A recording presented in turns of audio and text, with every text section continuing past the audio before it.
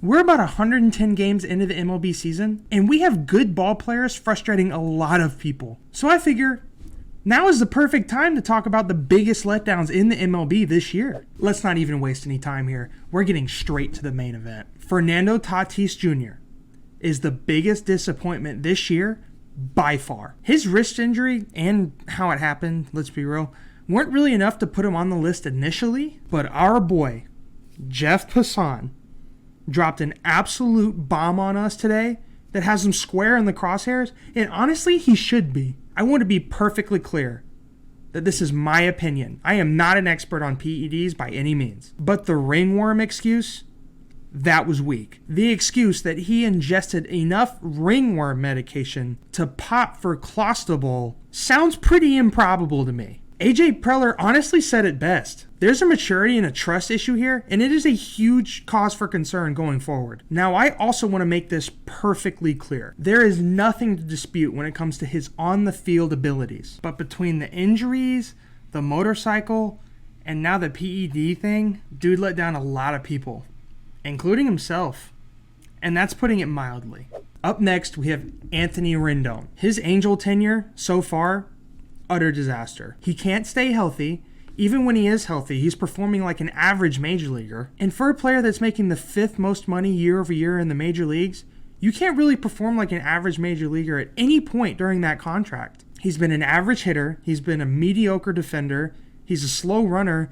And honestly, outside of a left-handed home run that he hit on the same night that Detmers threw his no-hitter, there's just been nothing noteworthy about his year this year. His contract is on the fast track to becoming another complete failure for an Angels front office that seems prone to doing this kind of thing. With him, Mike Trout, and Shohei soon to be on the books, he needs to turn it around quickly to give the Angels any chance of being good in this decade. That's really what it comes down to. The next player that we have to mention is Javier Baez. Baez's signing was supposed to signify to Tigers fans that the rebuild was over. They were finally ready to build a contending team around Baez and Torkelson and Riley Green and Tariq Skubal and all their young guys. Fast forward 100 games later, and Tigers fans seem to universally hate Javier Baez. I think Chris Castellanos said it best. I can't deal with him playing shortstop for another 5 years. He is my least favorite player in baseball. Forget the Tigers. I'm talking Tigers. Forget the Tigers. I mean all throughout baseball. It is amazing to me that he was ever good. And I saw it. It's not like I didn't see it. 2016 with the Cubs, 2018, multiple all-star teams. Simply put, though, if you're paying a guy $25 million a year, he can't be one of the worst hitters at his position. That just can't ever happen. In the offseason, the Blue Jays handed Jose Berrios a 7-year deal worth $131 million. And his instant response is to put up the year that he's been having this year. Here's a list of guys that I would really take over Jose Berrios this year. Guarantee you none of them are making what he's making. And they probably never will. From opening day, when he went 1/3 of an inning against the Texas Rangers, it has been bad. A lot of people had the Blue Jays competing for a pennant this year, and they'd be in a way better position to do that if Jose Berrios had performed the way that he was expected to perform. Blue Jays fans better pray for a turnaround, because right now, I'd have a hard time starting Jose Berrios in a playoff game.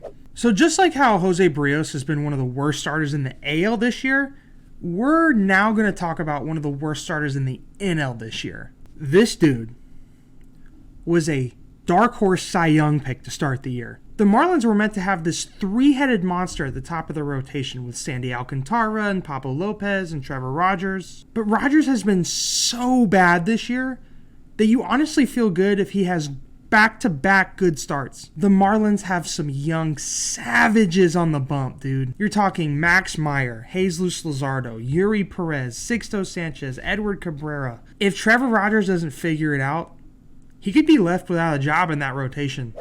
Next up, got Franmil Reyes. The man went from hitting 30 homers last year in an injury-riddled season to a total bust, DFA'd. We don't want you here. The man was easily one of the most feared hitters in baseball last year when he was hot. It's like during the lockout, he just didn't swing a bat whatsoever.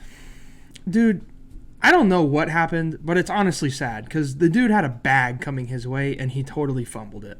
The next guy that I want to talk about is actually the only reliever on my list. Thank God that Clay Holmes finally decided to start throwing strikes this year because Aroldis Chapman has showed a complete disinterest in doing so. This dude looks unrecognizable from the guy that he used to be. His fastball isn't anything special anymore, and he kind of acts like he knows that. It really makes me wonder, like, where in the world would the Yankees be without Clay Holmes right now? And the answer is probably still in first place, but they'd be much better off, and their postseason chances would look way better if Aroldis Chapman looked competent out there. I think the best way to summarize Aroldis Chapman's 2022 is to say he's being paid like he's Edwin Diaz, but really he's pitching more like Mark Melancon. And that's an issue. I'm going to start off this one with a question. A dumb question, actually. Who's been the worst Philly this year? Come on, man, that's a stupid question. Why is it a stupid question? Can anybody else answer that for him? Anybody? Go ahead. Take a guess. It's been Nick Castellanos, and it's honestly not even been close. I don't mean that Castellanos has literally been the worst player to put on a Phillies uniform this year, but has he been the guy who's whiffed on his expectations the most? Yeah, it's probably him. He has been paid handsomely to hit, and he's just not doing that. That's not to say that he hasn't been trying. I mean, it's pretty obvious that he's pressing to make something happen at the plate right now, but it's got to be said. With the NL Central as abysmal as it's been at the bottom, and there now being 3 wildcard spots, the Phillies would be in a much better position to land one of those spots if Nick Castellanos was playing like Nick Castellanos. Spencer Torkelson has been horrid.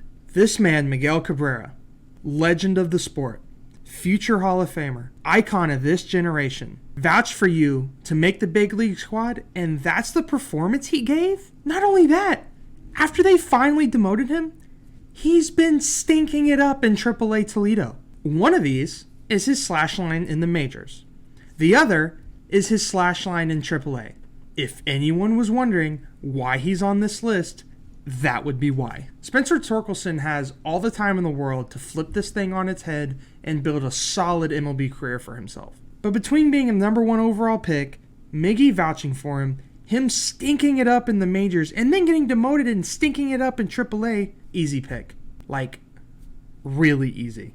The last guy that I need to talk about is Yasmani Grandal. I had Yasmani as hands down the best catcher in the AL last year. To follow that stellar season with this dumpster fire, he went from fringe MVP candidate to one of the least productive players in all of baseball. In a year where the White Sox themselves have just been super underwhelming, Yasmani sticks out among all of them just because of how big his regression slide has been this year. I mean, we're talking bigger than Christian Yelich's regression, almost as big as Cody Bellinger's. I think that there was an excellent argument for Yasmani to be the biggest disappointment in baseball this year until Fernando Tatis Jr. got the biggest case of ringworm that we've ever seen. To sum it up, Yasmani isn't the only reason that the White Sox have had the struggles that they've had this year, but the scope of his regression has sort of made him a microcosm of everything that's gone wrong for the White Sox this year, as unfair as that may be. So that's going to wrap up my list for the biggest letdowns in the MLB this year. If you liked the video, be sure to like and subscribe, and be sure to comment down below if you disagreed with anything that I said over the course of the video. I'm going to be very active in the comments, so there's zero reason to be shy. Signing off on behalf of Baseball Juice, we'll see you next time.